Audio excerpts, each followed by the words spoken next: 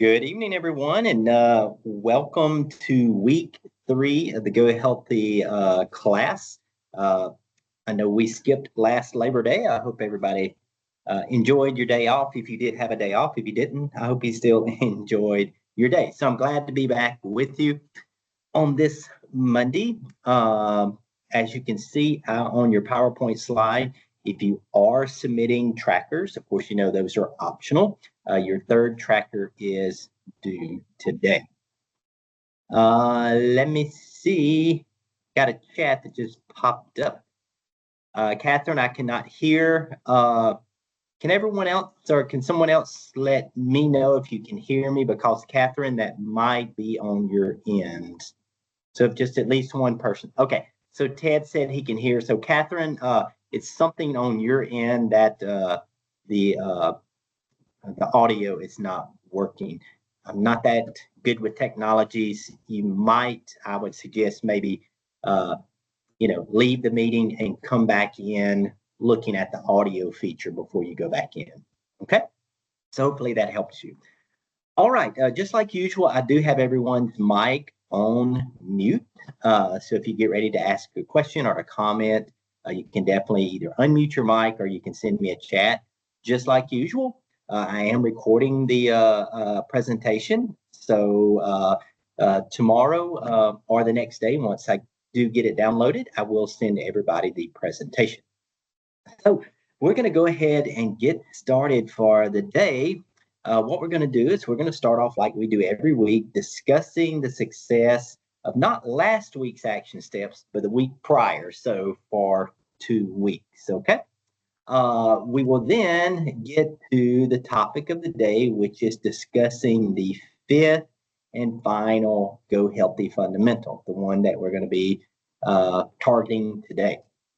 And then we will assign the week's action steps.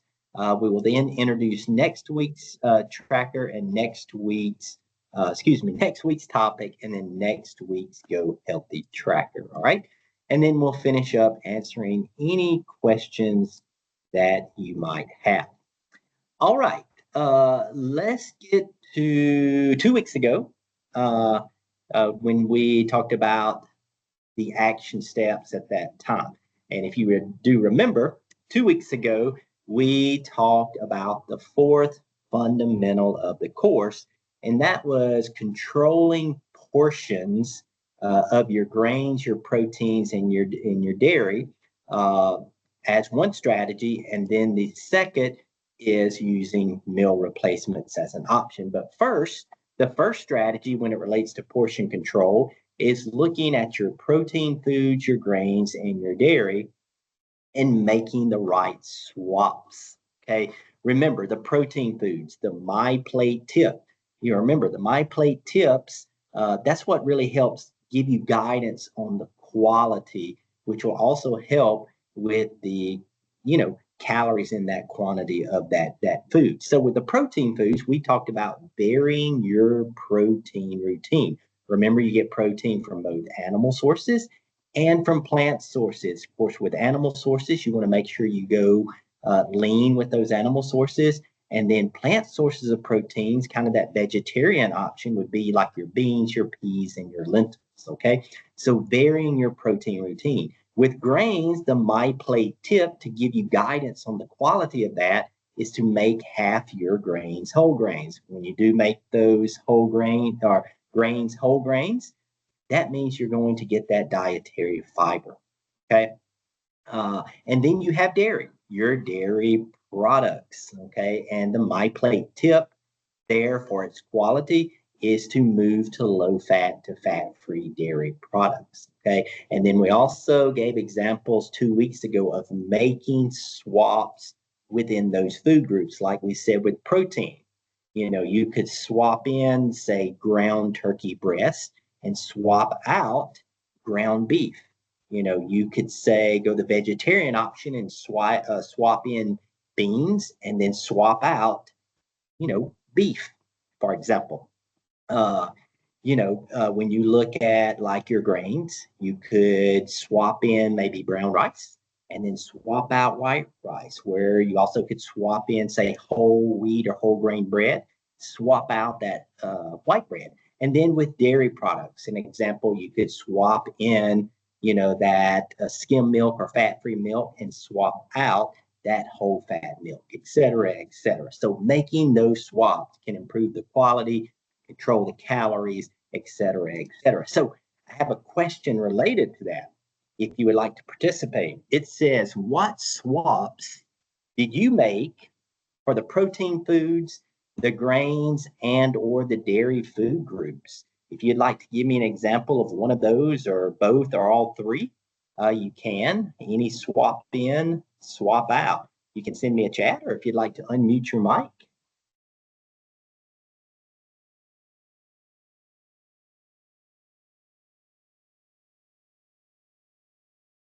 Anybody with an example of maybe a swap in, swap out with a protein, with a grain, with a dairy?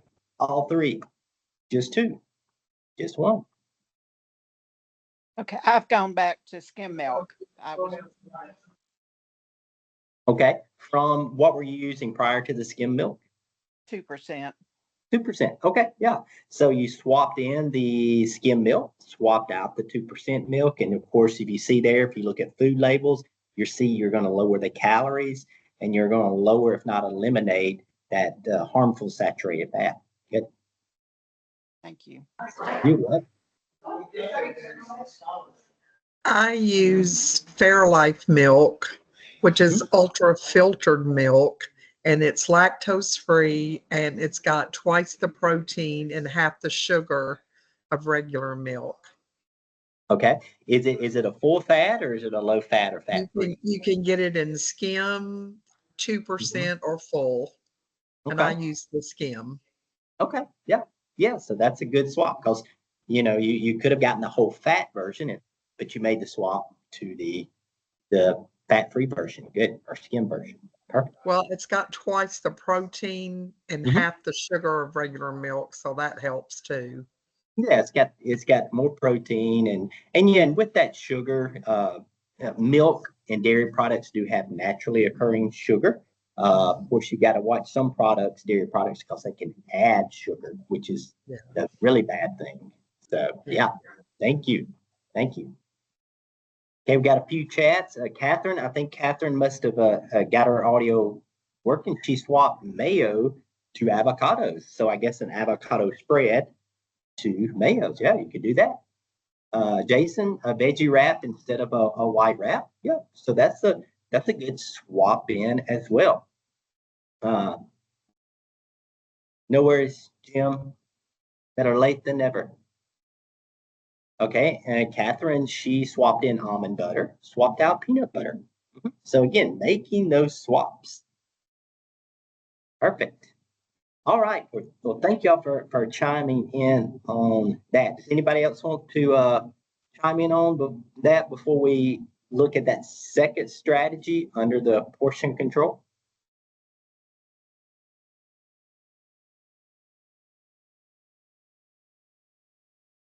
Okay. All right. Well, again, moving forward with your proteins, with your grains, with your dairy, think about swapping in, swapping out, swapping in, swapping out. That can definitely make a difference with the quality of that food, the calorie content of that food, etc. Okay, Terrence said he swapped in bread made out of cabbage. That's interesting. I don't think I've ever seen that. And swapped out just regular, I'm assuming regular white bread. All right. Okay. Well, thank y'all very much. So let's get underneath that fourth fundamental. Let's look at that second strategy, and that is using meal replacements. Again, this is an option. It's not for everyone. And what we consider meal replacements in this program is like a frozen entree, protein shakes, nutrition bars. These are things that are already portioned out for you. But a thing that we talked about last week, you do have to watch for additives like sodium, because frozen entrees, are highly processed. So they're going to pack in a lot of sodium. So you got to look at doing some comparative shopping to try to get not only lower sodium versions, but also to control the calories as well. protein shakes, you have options there where you can make your own. You can purchase some that are already made. We just warn against added sugars. Same thing with nutrition bars. Be careful with those because the calorie contents can vary, and then that added sugar can be pumped into that. And the added sugar is the empty calorie that we want to reduce. And your goal a day, if you are doing that, is 1 to 2 a day. So my question is, if you are using meal replacements, which one or more are you using? So what meal replacement or replacements are you using, if any? And I think we got something from Jim from the last question on the first strategy. He swapped in the cauliflower rice, yes, for regular rice.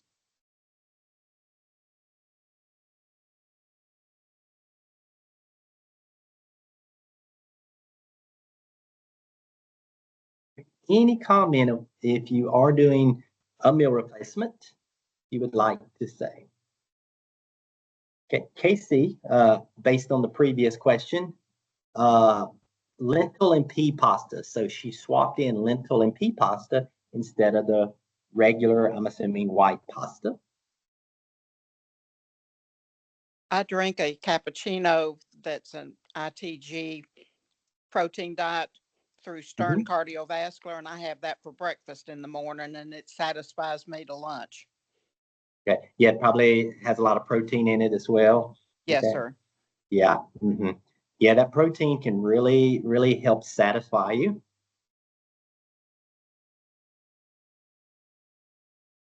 Okay. Yeah. Casey said some chats coming in. Protein shakes in the morning or at night. Okay. Catherine said the Herbalife protein brownie batter shake for breakfast and lunch. Jason's doing a protein shake first thing in the morning. Okay. Perfect. All right. Thank y'all very much for chiming in on last week's action steps. Susan says she does Oikos that has 15 to 30 grams of protein. Okay, and I'm assuming that's Oikos, maybe yogurt. Okay. Yes. Okay. And I do Oikos too. I love it. It's great. Okay. Well, thank y'all very much. Which now takes us to the last but not least fundamental of the program, which is physical activity. Now, there are going to be some questions that I will be answering. The first one I'm going to answer is, what is physical activity and what counts as physical activity? So I will be answering that. The second question I will answer is, how much physical activity should you do, kind of what our goal is. And I'm going to answer the question of what the health benefits of physical activity are. And lastly, how to increase your level of physical activity. Okay. All right. Which now is going to take us to the first question related to physical activity. And that is, what is physical activity? Physical activity in general is any movement of the body that requires energy. So again, any movement of the body that requires energy. Some physical activity movement requires more energy than others. So it's doing something beyond just a resting state. Okay, it's exerting some type of energy. Okay, now you may say, well, what counts as physical activity? Well, physical activity, there are 4 categories that can count towards physical activity. The first one is what they call common chores physical activity. So if you're sweeping your floor, if you're vacuuming your rug, if you're cleaning the shower, cleaning out the cabinets, all of that stuff, that counts toward physical activity. Now, it may not exert a lot of energy, but it does require some energy of the body to produce that activity. Also, working in your flower bed or in your yard, you are exerting energy. That can count as common chores physical activity. Also, cutting the grass, raking your leaves, working in your garden, all of those things can count under the category of common chores physical activity. They are requiring energy. You are moving the body. Now, the second category of physical activity that can count is kind of your traditional, what we think of true physical activity and really exercise. And that's aerobic or cardiovascular physical activity. So, where you're really elevating your heart rate, elevating your breathing rate with the true intent of increasing your cardiorespiratory capacity, okay? And even burning more calories because the intensity is higher. That would be things like brisk walking, jogging, swimming, doing an aerobic class, playing a sport that's continuous back and forth movement. Okay. So aerobic or cardio physical activity does count toward physical activity as well. Now, the third category of physical activity that you can count is what they call muscle strengthening physical activity. Muscle strengthening physical activity, where you're using your muscular system to push and pull out things, and that could be, maybe doing your own body weighted exercises like push ups, like squats, like lunges, uh, pull ups, anything like that. Also, it could be your traditional weightlifting. So if you're using dumbbells, barbells, tubes and bands, some people like to fill up milk jugs or soup cans. Okay. Any of that stuff can count toward that muscle strengthening. Some people like to do things like Pilates and Tai Chi. That can be thrown in there as well. So you're using the muscular system. Okay. That can count toward physical activity. And the last category of physical activity is what we call balance and coordination physical activity. So that would be things like doing balance exercises, also doing things like yoga. Also, you can throw in Tai Chi as well. It kind of moves back and forth. So all of those things can count toward that balance and coordination category of physical activity. And overall, all of these four categories together, anything that gets you moving beyond a normal resting state can count toward physical activity. Okay. So that takes us now to how much physical activity that you need. Well, according to our program, we recommend that you do at least 30 up to 60 minutes per day of a mixture or a combination of all categories. So if you're doing common chores physical activity, you can count that.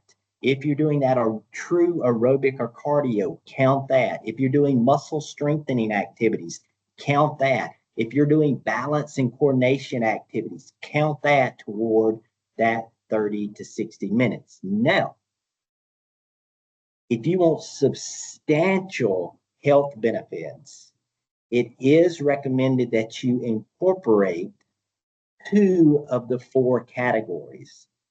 The first one would be that aerobic or cardio physical activity.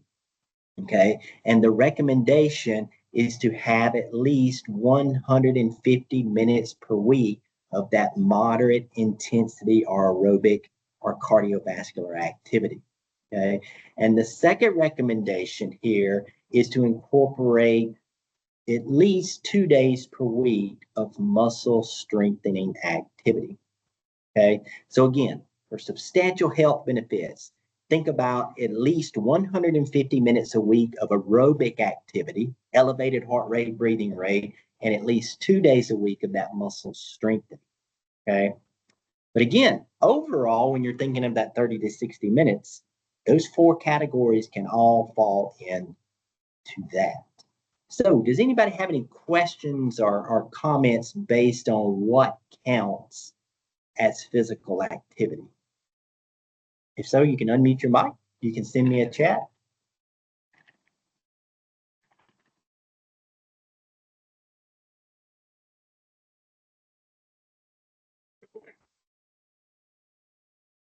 Okay. And if a chat does pop up, I will grab it, which now is going to take us to answering this question. And that is, what are the benefits of physical activity? And you're going to see from here that physical activity is far beyond just a cosmetic aspect that we all think of, because we always think about, oh, I want to get into that dress. Oh, I'm going to the beach for the summer, so I need to, whatever. My daughter or son is getting married, blah, blah, blah. So all of that, but there's so many more benefits than just that cosmetic aspect. If you look on the left of your screen here, you have the immediate benefits, meaning what is happening when you do a single bout of moderate to vigorous level of physical activity. And then on the right, you're going to see what the long-term permanent benefits of regular physical activity are. Let's look over to the left first, the immediate benefits when you do a single bout of at least moderate intensity physical activity. Well, and this, by the way, this is information does come from the physical activity guidelines for Americans. It does help you reduce your anxiety. It helps you reduce your blood pressure. Now, while you're doing that physical activity based on the exertion level, your blood pressure may go up a little bit, but when you're done, it drops back down. Okay. Also, it helps improve your quality of sleep, which is extremely important for productivity. Also, it's very important for weight management too, to have good quality sleep. And also, it helps improve insulin sensitivity. So, with people who do have diabetes, that's extremely important. Of course, even if you don't have diabetes, still insulin sensitivity is important too, to be able to take that, sugar into your system in the cells and burn it for energy. Okay. Now let's look at the long term. Whoa, I'm jumping ahead. The long term benefits of regular physical activity, and that's the key word, is regular, on a regular basis. You can see here it helps reduce your risk of all cause mortality. Also, it reduces your risk of heart disease, stroke, hypertension, type 2 diabetes, dementia, which includes Alzheimer's disease, 8 types of cancer, and you can see those 8 over to the right of the screen, depression, and weight gain. Okay. Also, regular physical activity helps improve our physical function, how we function through the day and move our body. Also, it improves our bone health. It strengthens our bones, especially as we age. Also, it helps with our cognition. And then lastly, it helps improve our quality of life. So again, you've got those immediate benefits that you receive from a single bout of moderate intensity activity, and then you have those long-term benefits of regular physical activity. So does anybody have any questions based on the benefits before we answer the question of how do we increase physical activity?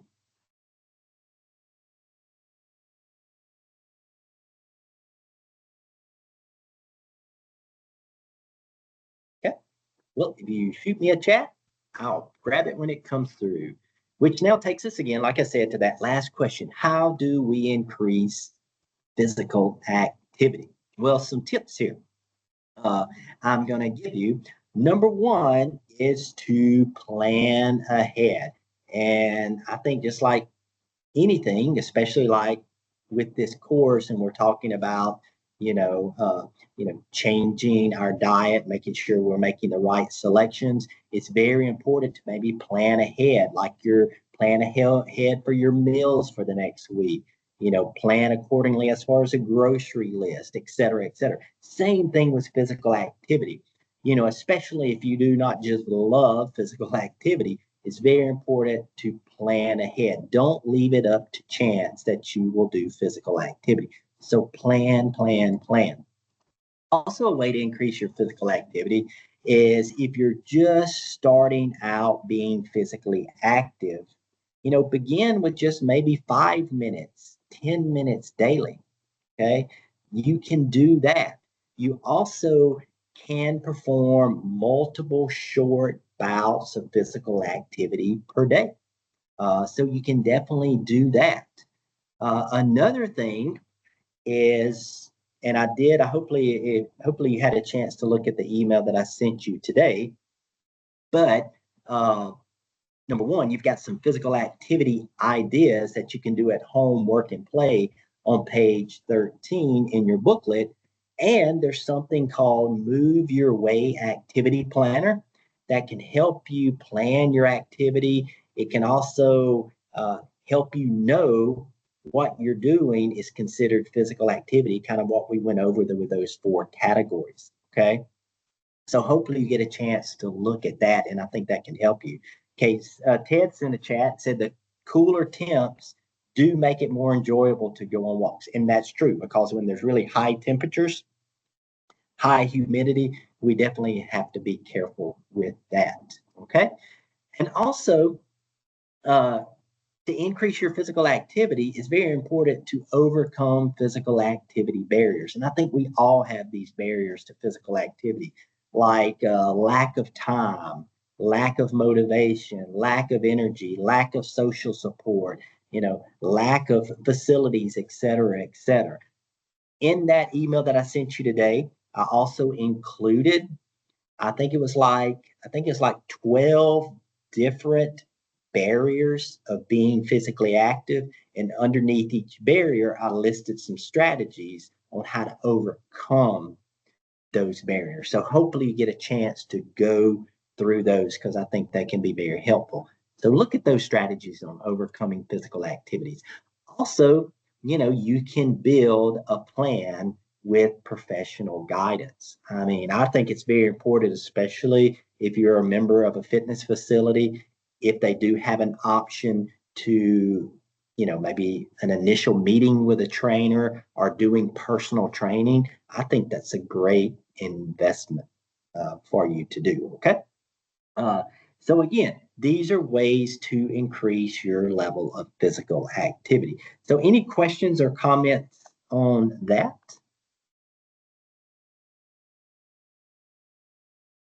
And just like Ted said, actually weather conditions is considered a barrier to physical activity. Definitely cooler temperatures do help, especially if you enjoy outdoor activity. Okay. Well, if a comment or question pops up, I will grab it. Which now takes us to your week's action steps. And I think we kind of all know what that is. Of course, we want to build on everything we've been learning, that we've been targeting. Of course, the first thing that we targeted that we still want to keep working on is using that guide to smart food choices to really help us control our food selection and our calorie content. Also, uh, like we've been targeting as well, is your fruits and your vegetables. The goal is at least 5 a day. You definitely want to use those My Plate tips to give you that good quality. Remember, fruits is to focus on whole fruits. Veggies is to vary your vegetables. Again, if you're not quite at 5 servings of fruits and vegetables per day, set something that is attainable for you and work up to this. Okay. And also water intake. We've targeted that as well in the previous weeks. That's 64 ounces of water per day. That's just a general rule of thumb. Again, if you're not quite there, set a goal that's more attainable for you, achieve that consistently, and move toward this goal. And then, as we talked about last week, when it relates to those grains, proteins, and dairy, use those My Plate tips to help guide you with quality. Thinking about the swap ins and the swap outs, control those portions. And then you have the options of meal replacements as well. And then lastly, building on to all those 4 fundamentals is that physical activity option. And that's our option, not option, it's part of the program. It's 30 to 60 minutes a day. And again, anything that gets you moving can count toward physical activity. That's where you can lump in all of those categories that you see on the screen. But again, if you want substantial health benefits, really think about that 150 minutes per week of aerobic activity and at least 2 days of muscle strengthening activity. Okay. And I really would encourage you to go and look at that email I sent you today with the Move Your Way campaign to help you with a general plan to see what all can count. And then also look at those that document on overcoming physical activity barriers. So these are your action steps for the week. And then next week's Go Healthy topic is about maximizing your success, which means you're performing all of the fundamentals every day, trying to at least get to those, set specific goals. Again, if you're not quite there, that's okay. You keep working. Okay. All right. And then your next tracker, again, which is optional, I will send that out to you tomorrow. And that's where you're going to add in that targeted physical activity component. Okay. And I think that's it. No, I went about 1 minute over, but does anybody have any questions or comments before we go? Like I said, I did record this. Once I get this downloaded in a day or two, I will send it out to everybody. So any questions or comments?